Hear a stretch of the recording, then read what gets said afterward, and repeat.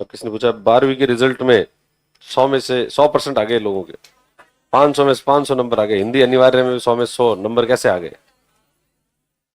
100 में से 100 नंबर, 500 में से 500 नंबर, 97 98% मार्क्स तो आजकल कुछ रहे ही नहीं है, इज्जत ही नहीं रही।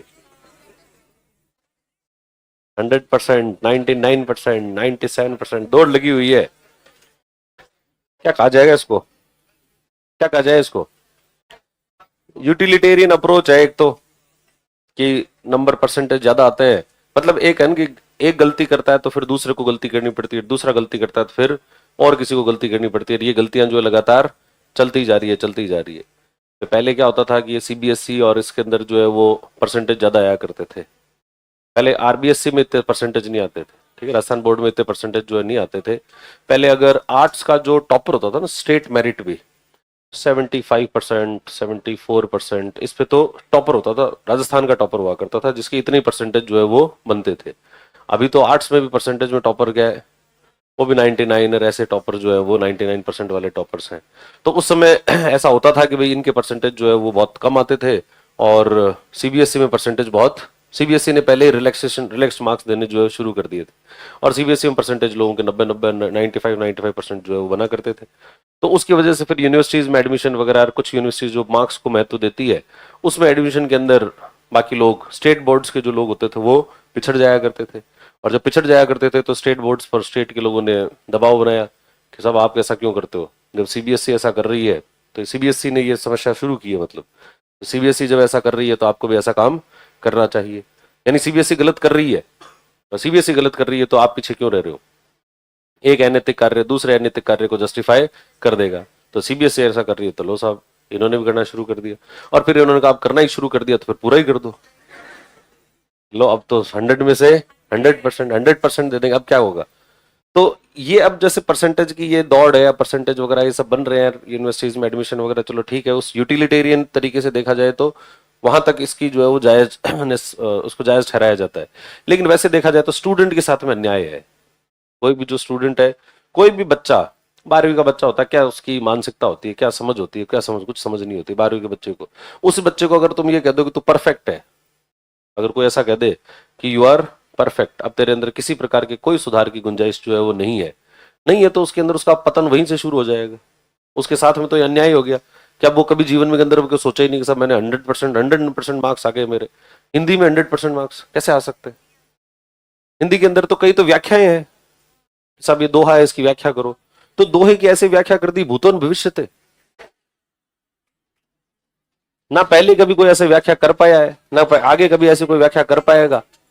तो अब तो फिर व्याख्या होने का मतलब गुंजाइश ही बाकी रह नहीं रही, अब कोई इंप्रूवमेंट होने की कोई गुंजाइश बाकी नहीं है उसमें। 100% ही परफेक्ट हो गया कोई व्यक्ति, और 100% अगर कोई व्यक्ति परफेक्ट है, तब तो मूल्यांकन जो है वो आपका सही नहीं है, मूल्यांकन करने का तरीका जो है वो गलत है। लेकिन फिर अब जश्न मनाया जा रहा है, तो इतना ज्यादा जश्न है कि वो स्कूलें भी जश्न मना रही है, घर वाले तो ऑब्वियसली मनाएंगे कि उनको लगता है कि हमारे बच्चे बहुत टैलेंटेड है। लेकिन घर वालों को भी डाउट होना चाहिए यार, ना ना, बस सत्य तो जानते हैं ना, हर आदमी सत्य तो जानता है ना कि भाई ये ठीक है, अच्छा है, पढ़ने में अच्छा है, ऐसा मान सकते हैं, भाई इंटेलिजेंट होते हैं बच्चे। अब जो 100% लाए तो ऐसा तो नहीं है वो इंटेलिजेंट नहीं है, इंटेलिजेंट तो होगी, लेकिन वो, उसको ये कहा जाए कि तू परफेक्ट है। परफेक्ट होने का मतलब है कि अब आप उसके अंदर उसके अंदर किसी प्रकार के जो सुधार है उसकी गुंजाइश खत्म कर देते हो। और अपन तो देखते हैं ऐसे, यही सब परफेक्ट लोग जो है फिर बाद में यही आते हैं, और यहाँ आकर हिंदी में जो है वो उनके हाल जो खराब है, इतने बुरे हाल हैं कि जिसकी कोई मतलब, उसके बाद में आप मतलब अगर अगर हर साल ही इतने इतने हिंदी केयर, इंग्लिश केयर, और हिंदी इंग्लिश को मैथमेटिक्स में तो पहले भी आते थे मार्क्स, लेकिन मैथ्स में आते थे पहले, एक अकेले मैथ्स में आते थे, उसके अलावा किसी सब्जेक्ट में 100% मार्क्स तो बहुत रेयरली किसी एक आधे आदमी के किसी दूसरे सब्जेक्ट में मार्क्स जो है वो 100% आया करते थे, बाकी और किसी के आते नहीं थे।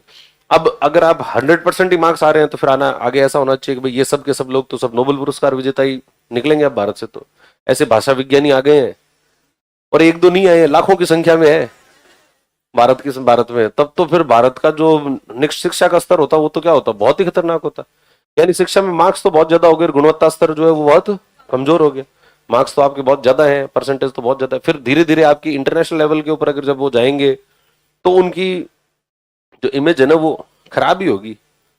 आप जब बाहर जाकर जब करियर के अंदर आगे जाओगे तो व्यक्ति का सिर्फ यही थोड़ी एडमिशन लेना है तो जिंदगी का उद्देश्य थोड़ी है कि क्या कॉलेज में एडमिशन लेना है जिंदगी का उद्देश्य। जिंदगी का उद्देश्य क्या होता है, आगे जाके जिंदगी जीनी भी तो है।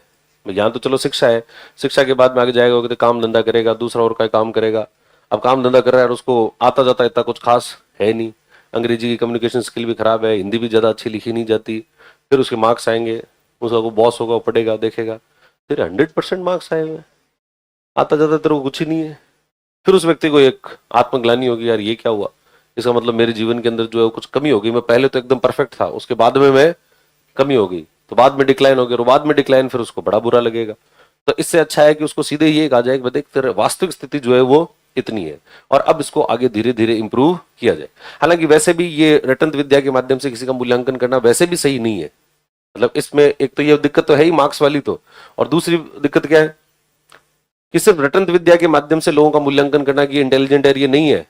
ये अपने आप में भी एक गलती है, ये भी अनैतिक ही है बात। तो कि किसी एक व्यक्ति भाई देखो, आप ये कह रहे हो कि इसने इतना याद कर लिया, यहां पर मार्क्स कैसे आते हैं? याद कर लो, ढंग से याद कर लो, एग्जाम में जाओ उल्टियां करो, जैसा जो याद किया था ये सब रख दिया, दर दर दर दर दर दर दर दर। कॉन्फॉर्मिस्ट अप्रोच चाहिए, सब लोग एक ही प्रकार का आंसर लिख रहे हैं, एक ही तरीके की बात याद कर रहे हैं, एग्जैक्टली किताब में जैसे लिखी थी एग्जैक्टली वैसे याद कर ली और वैसा जो उसको लिख दिया। ये तो रटंत विद्या हो गई। जीवन जीने के लिए रटंत विद्या काम में नहीं आएगी। जीवन जीने के लिए तो दूसरे स्किल्स जो है वो काम आएंगे। और फिर व्यक्ति का जो मूल्यांकन होना चाहिए वो किसके आधार पर होना चाहिए, उसकी ओवरऑल कैसा परफॉर्मेंस जो है उसका रहता है, उसकी समझ किस प्रकार की है, उसका व्यवहार किस प्रकार का है, वो और दूसरी चीजों में किस प्रकार से अप्रोच जो है वो करता है, उन सब चीजों पर भी ध्यान दिया जाना चाहिए। ठीक है, लेकिन अब फिर उसमें भी प्रैक्टिकली कुछ समस्याएं हैं कि भाई ऐसा कैसे करेंगे। टीचर्स जो है वो भी इतने क्वालिफाइड नहीं है कि वो इतनी 100% मतलब जो 360 डिग्री का इवेल्युएशन हो सकता है वो 360 डिग्री का इवेल्युएशन कर सके। तो टीचर्स भी उतना ही कर पाते हैं कि हाँ एग्जाम ले लो, एग्जाम के अंदर ये बात है, ये नंबर दे दो। सेशनल और ये जो थ्योरी के वो होते हैं ना प्रैक्टिकल के, वो तो सब साफ ही दिखता है चोरी है ये। 20 में से 20 दे रहे हो पूरी स्कूल में सबके ही, इसका मतलब स्कूल वाले क्या कर रहे हैं, स्कूल वाले अपने परसेंटेज अपने मार्क्स को उसको बढ़ाने की कोशिशें कर रहे हैं। तो इस वजह से वो वैसे मार्क्स दे रहे हैं, मार्क्स दे रहे हैं, तो ओवरऑल जो मार्क्स आ रहे हैं वो 100% ही मार्क्स आ रहे हैं। तो वैसे एडमिशन के पॉइंट ऑफ व्यू से तो ठीक है, बाकी तो खराब ही है।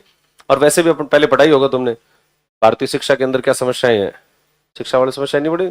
मूल्य निर्माण में शिक्षण संस्थाओं का महत्व पढ़ा होगा ना, तो उसमें शिक्षण संस्थाओं का क्या महत्व होता है? मूल्य आधारित शिक्षा जो है बिल्कुल जीरो है। शिक्षण संस्थाएं किस पर जोर दे रही है? परिणाम परिणाम परिणाम परिणाम, रिजल्ट्स जो है रिजल्ट 100% रिजल्ट, इतने परसेंट 99%, इतने 98% और 100%, ऐसे ऐसे जो है रिजल्ट्स स्कूलों के भी वही है, मार्केटिंग उससे वही होगी, तभी और बच्चे जो है आएंगे और बच्चे आएंगे तो अपना प्रॉफिट जो है वो और ज्यादा बढ़ेगा। लेकिन ये उस स्टूडेंट के साथ में ज्यादा अच्छा नहीं हो रहा है। स्टूडेंट के अगर दृष्टिकोण से देखा जाए तो अच्छा नहीं हो रहा है, और माता पिता जो है वो अभी इस गफलत में है।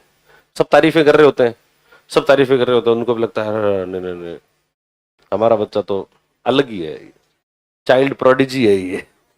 और वो प्रोडिजी जो होता है वो थोड़े साल बाद में फिर उसको दिक्कत होती है, बाद में फिर ग्रेजुएशन आते आते धीरे धीरे परसेंटेज कम हो जाएंगे, ये पहले ही होते हैं, ग्रेजुएशन आते आते कम हो जाते हैं, पोस्ट ग्रेजुएशन आते आते और कम हो जाते हैं, फिर तो फेल भी होते हैं। तो पहले तो हम 99% वाले थे, बाद में हम जो है वो फेल होते गए। तो इसलिए उसको पहले ही बता दो कि उसके जीवन में क्या कमी है, ताकि वो इंप्रूव कर सके। कमी होना कोई बुरी बात नहीं होती है, किसी भी चीज के अंदर हमारी कमी है, कमी होना इस संसार में कोई बुरी बात नहीं, हर व्यक्ति के अंदर कमियां होती है। लेकिन कमी है, स्कूल का एजुकेशन इंस्टीट्यूशन का मुख्य काम है उस कमी को पहचाने, ये कमी है और इस कमी को दूर किया जाए। हालांकि शिक्षण संस्थाओं का तो और बड़ा काम होता है, शिक्षण संस्थाओं का तो और बड़ा काम होता है कि सिर्फ कमी को पहचाननी, व्यक्ति की उस प्रतिभा को भी पहचाने। प्राथमिक जो एजुकेशन है उसका तो मुख्य काम यह है कि व्यक्ति की उस टैलेंट को पहचाने, जिस टैलेंट जो उसके अंदर एक अलग अनोखी प्रतिभा है। हर व्यक्ति के अंदर कुछ ना कुछ विशेष प्रकार का टैलेंट है। अब टैलेंट है तो सब लोग कोई मैथमेटिशियन नहीं बन सकते, सब लोग कोई जो है वो इंजीनियर नहीं बन सकते, सब कोई डॉक्टर नहीं बन सकते, सब कोई आईएएस नहीं बन सकते, सब कोई बिजनेसमैन नहीं बन सकते। कोई व्यक्ति जो है कुछ बनेगा, कोई कुछ बनेगा, कोई कुछ बनेगा, और जीवन के अंदर अपने स्तर पर जो उसके अंदर टैलेंट है उसको वो पूरा करे। तो स्कूल का काम है कि वो उसको पहले तो पहचाने कि बच्चे में क्या प्रतिभा है, कौन से टैलेंट उसके अंदर है, और जो टैलेंट है उसको फिर और ज्यादा निखारने की और ज्यादा डेवलप करने की कोशिशें की जाए। और साथ साथ में वो जो बेसिक जो एजुकेशन होती है ना, कि बाकी की भी समझ तो होनी चाहिए, तो बाकी की भी समझ हो और एक उसका जो टैलेंट है उस टैलेंट को विकसित करे, तब जाकर वास्तविकता में जो है वो टैलेंट विकसित होता है। रविन्द्रनाथ टैगोर की बात आती है ना इसमें सामने, टैगोर ने क्या कहा था, शिक्षण संस्थाओं के लिए क्या कहा था, शैक्षणिक व्यवस्था कैसी होनी चाहिए, ऐसी होनी चाहिए। शिक्षण संस्थाओं का मुख्य काम है आपकी क्रिएटिव पावर को बढ़ाना। क्रिएटिव पावर जो है व्यक्ति की रचनात्मक शक्ति को बढ़ाना। अगर रचनात्मक शक्ति नहीं बढ़ रही है तो शिक्षण संस्थाएं पूर्ण रूप से फेल है, ये बोर्ड्स वोर्ड्स जो है वो फेल है। तो अब ये बोर्ड्स वगैरह को मतलब कलेक्टिवली सोचना चाहिए, तो एक बोर्ड इनिशिएटिव नहीं ले सकता कि अकेला आरबीएससी ले ले, आरबीएससी ले ले तो सारे पेरेंट्स जो है पहुंच जाएंगे, अच्छा कि हमारे बच्चों के साथ में कर रहे हो तुम ये सब काम, गलत है।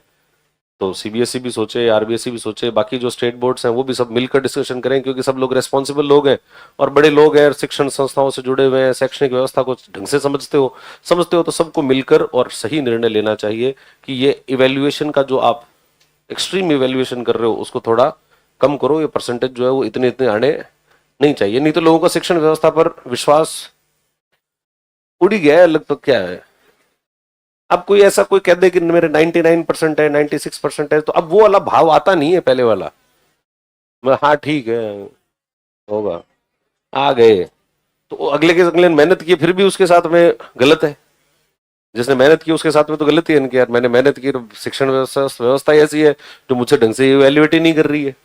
एक तो वाकई में कोई प्रोडिजी है, वाकई में कोई व्यक्ति बहुत ही ज्यादा टैलेंटेड है, एक्सट्रीमली टैलेंटेड है, तो बाकी सब के 80% आ रहे हैं, वो 90% स्वीकार कर रहा है या 90 से ऊपर कर रहा है, तो उसको तो विशेष रिकॉग्निशन मिलनी चाहिए।